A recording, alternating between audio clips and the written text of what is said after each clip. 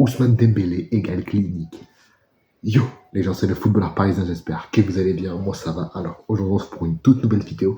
Débrief du match entre le Brest et le PSG pour le compte du barrage aller de cette Ligue des Champions. Victoire 3-0 du Paris Saint-Germain face à une équipe brestoise qui a essayé. Bref, n'hésitez pas à mettre un maximum de pouces bleus. On est parti, let's go. Déjà, dès le début du match, Brest a mis un pressing. Brest a essayé. Brest s'est procuré des occasions. Ils ont fait 2-3 poteaux, je crois. Et malheureusement, face au Paris Saint-Germain, il faut être réaliste. Je ne comprends pas, il y a un truc pour moi que je ne comprends pas, c'est le penalty donné au PSG. Enfin, ok, il y a penalty, c'est pas le fait qu'il n'y ait pas penalty que je ne comprends pas. C'est le fait que Lesmelou la touche de la main alors qu'il la biseaute derrière. Enfin, Lesmelou, merci pour le penalty. Que Vitinha transforme avec brio. Vitinha qui a fait un match encore exceptionnel. Il a perdu 3-4 ballons, je crois. Ce mec est exceptionnel, tout comme son compère. Au milieu de terrain, avec lui, Joao Neves a encore fait un bon match ce soir. Ils ont fait un très bon match à deux, surtout Vitinha. Même si Joao Neves a été bon également. On avait aussi une attaque dans le 11 de départ. Doué, Dembélé, Barcola. Tous les trois ont été bons. Tous les trois ont fait leur match. Même si on a plus vu Ousmane Dembélé qui s'est plus illustré, mais Ousmane c'est fou. Hein.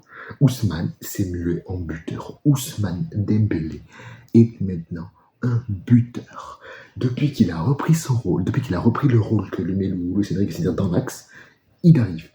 Il marque, il score, il a confiance en lui. Et c'est nickel pour la suite. Ousmane continue comme ça, on est derrière toi.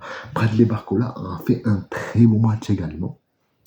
Tout comme les défenseurs, Pacho a fait un bon match avec Marquinhos. Pacho a été monstrueux. Pacho a bloqué. Pacho, en fait, c'est un guerrier au final. Pacho, c'est un guerrier. Hakimi, bon match également. Et Nuno Mendes, bon match aussi. Le seul...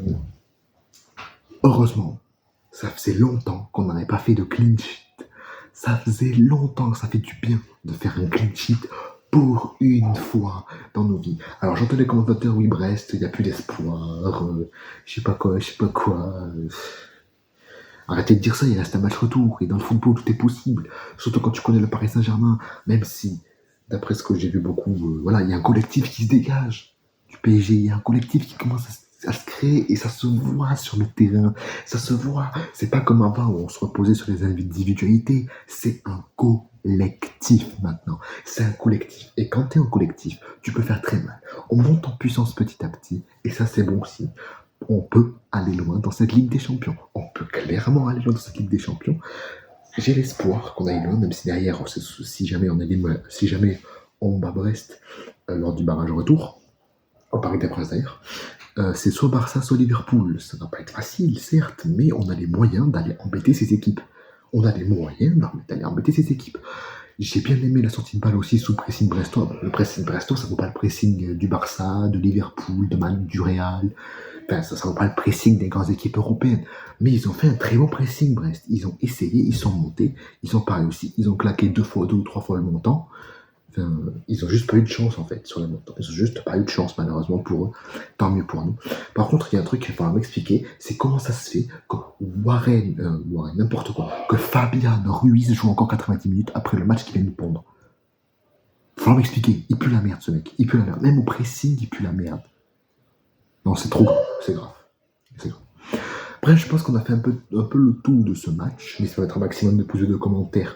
De vous abonner à la chaîne si ce n'est pas déjà fait, à checker la description, il y a tous les réseaux, Discord, YouTube, principal, bref, voilà, il y a tout.